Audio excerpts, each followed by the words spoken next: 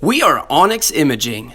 We are the highest rated and most reviewed printer service center in Oklahoma. Hello, this is Nathan from Onyx Imaging. Today we're going to look at this Brother MFC 9330. Today we're going to change the IP address on it and show you guys how. So we're going to go to the little screwdriver wrench icon here.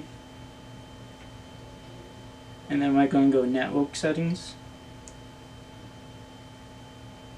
In this menu, you can choose wired connection or wireless connection. We're just going to use the wired. On this, you got your TCP IP. That's what we're going to click on. And in here, we can click on the method. So this can be automatically pull the IP address from memory. We're going to set it to static. And for the IP address, you click on IP address and you can just type in the IP address you want. Push OK. And at this point, I usually restart the printing just to make sure that IP address sticks.